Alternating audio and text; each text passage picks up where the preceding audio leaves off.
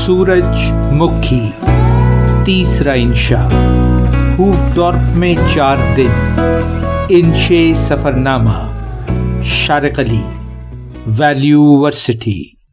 स्कीफॉल airport में चमकती दमकती दुकानों के बीच कई रेस्तुरां और फास्ट फूड आउटलेट मौजूद हैं, लेकिन भूख ना आपको है न मुझे। शायद हम दोनों ही होटल पहुंचने की जल्दी में हैं। एयरपोर्ट के लंबे कॉरिडोर से गुजरकर हम मरकजी दरवाजे से बाहर आए तो टैक्सियों की लंबी कतार हमारी मुंतजिर थी। एक शानदार काले रंग की चमकती मर्सिडीज टैक्सी के काले सूट पहने लंबे तड़ंगे ड्राइवर ने आगे बढ़कर हमारा सामान थाम लिया। ये समझने का मौका भी न मिल सका कि आखिर इस कदर शानदार इस्तकबाल क्यों, और आम टैक्सी की कतार तो जरा आगे दूसरी जानिब है।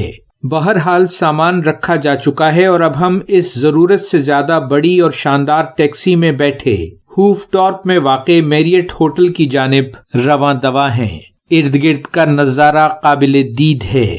दूर तक नजर आते मैदानी सब्ज़ार और उनके एक जानिब बहती सीधी नहर, जदीद सड़कों पर दौड़ता महज़्ज़ब ट्रैफिक और किनारों पर बनी शानदार और जदीद इमारतें, जो इंग्लैंड की निस्बतन पुरानी तारीखी इमारतों से कम से कम पहली नजर में ज्यादा भली महसूस होती हैं।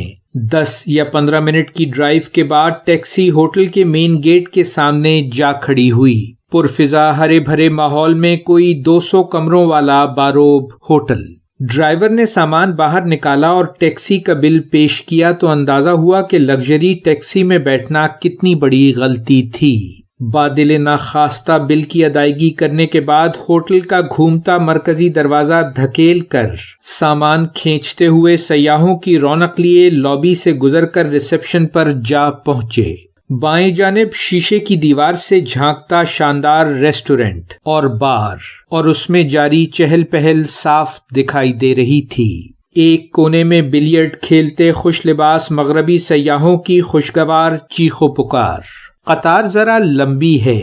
दाएं दीवार पर लगी विंसेंट वैन गॉग की मशहूर पेंटिंग सूरजमुखी की ये तस्वीर भी क्या खूब है, एक नजर देखने में मुतासिर नहीं करती। गौर से देखिए तो सूरजमुखी के 14 फूलों में से हर एक का इनफरादी और मुख्तलिफ फनकाराना वजूद वैन गॉग के कमाले फन पर कायल कर लेता है। क्या जिंदगी थी उसकी, जिंदा रहा तो गुमनाम और बेहद दुखी, और आज दुनिया का बेहद जाना माना और कामयाब मुसव्विर, अपने इनफरादी अंदाज में बेमिसाल, 2000 से ज्यादा फनपारों का खालिक। पैदा तो वो यहीं हॉलैंड में हुआ था, लेकिन उसने बेशतर यूरोप की आर्ट गैलरियों में बहुत से अजीम फनकारों का काम देखा। वो रोजमर्रा की अक्कासी को कमाले फन समझता था। दिमागी बीमारी और शदीद उदासी से चूर वो अपनी अंदरूनी कैफियत को कैनवस पर उतारने में मसरूफ रहा। फिर इस तन्हाई और उदासी ने उसे सिर्फ 37 साल की उम्र में खुद अपने हाथों अपनी जान लेने पर मजबूर कर दिया। रिसेप्शनिस्ट ने मुतवज्जह किया तो मैं ख्यालों से बाहर आया।